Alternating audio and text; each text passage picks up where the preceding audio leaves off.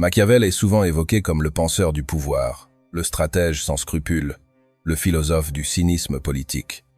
Son nom est même devenu un adjectif, machiavélique, mais derrière cette réputation sulfureuse se cache une pensée beaucoup plus profonde, ancrée dans l'histoire et toujours d'actualité. Et si Machiavel, loin d'être simplement l'apôtre de la manipulation, était surtout un philosophe du réalisme, mais alors, peut-on vraiment le rapprocher des stoïciens, ces sages qui prêchaient la maîtrise de soi, la vertu et l'acceptation du destin?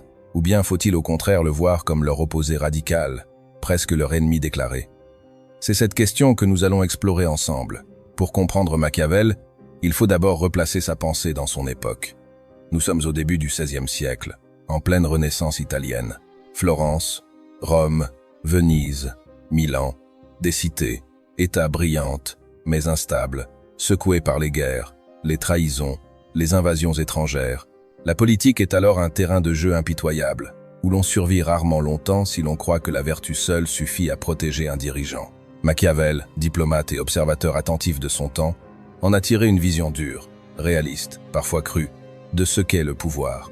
Banni de Florence après un changement de régime, il écrit son œuvre la plus célèbre, Le Prince, un manuel de stratégie politique qui, 5 siècles plus tard, continue de fasciner et d'inquiéter à la fois. À côté de cela, rappelons brièvement ce qu'était le stoïcisme. Né dans la Grèce antique, développé par des penseurs comme Sénèque, Épictète et Marc Aurèle, le stoïcisme enseigne que la véritable force de l'homme ne réside pas dans les événements extérieurs, mais dans sa capacité à les accepter.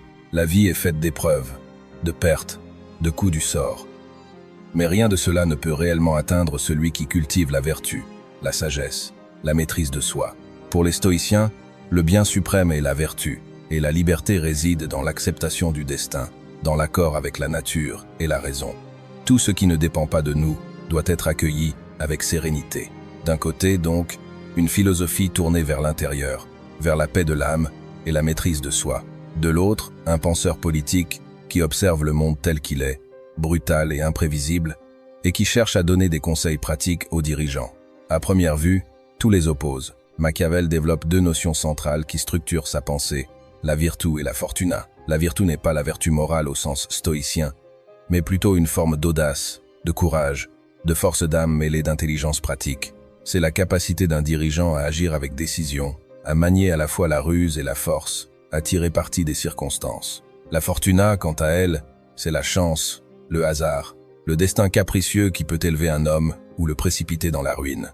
Machiavel reconnaît la part d'imprévisible qui existe dans la vie, mais au lieu de la recevoir avec sérénité comme les stoïciens, il propose de la combattre, de la maîtriser autant que possible. Selon lui, la fortuna est comme une femme capricieuse. Elle favorise ceux qui savent la dominer avec audace. C'est là une première grande différence avec le stoïcisme. Pour Épictète, il faut accepter ce qui ne dépend pas de nous et concentrer notre énergie sur ce qui dépend de nous, nos jugements, nos attitudes, notre comportement moral. Pour Machiavel, il faut au contraire affronter le hasard, le défier, saisir les opportunités avec énergie. L'un dit « accueille le destin avec sérénité ». L'autre dit « prends-le de vitesse, impose ta volonté ». La divergence se voit aussi dans leur conception de la vertu. Pour un stoïcien, la vertu est le bien suprême, la finalité de la vie humaine, ce qui nous rend libres et heureux. Pour Machiavel, la vertu n'est pas une fin en soi, mais un instrument, un masque, parfois nécessaire pour conserver le pouvoir. Dans Le Prince, il conseille aux dirigeants de paraître vertueux, même s'il ne l'est pas réellement, car les apparences comptent davantage que la réalité. L'essentiel est d'être efficace. S'il faut trahir, manipuler ou mentir pour assurer la stabilité de l'État, alors il faut le faire. Cela peut sembler brutal, et c'est ce qui choque tant les lecteurs modernes.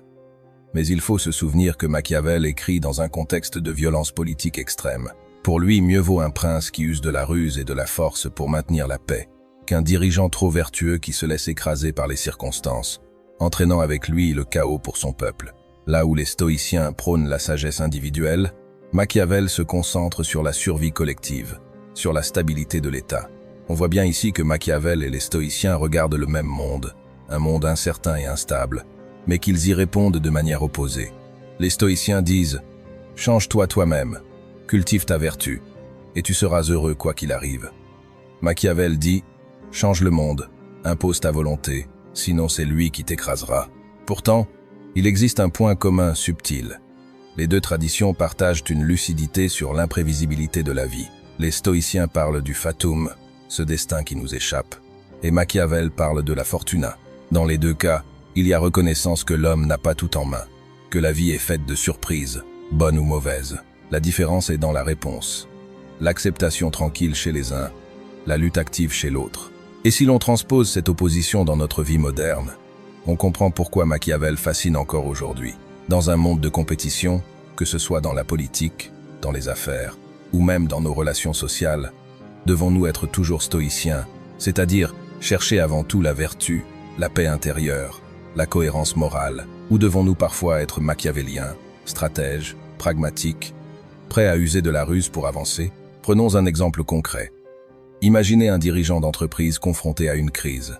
Un stoïcien cherchera à garder son calme, à agir avec justice, à protéger ses employés autant que possible, quitte à perdre en compétitivité.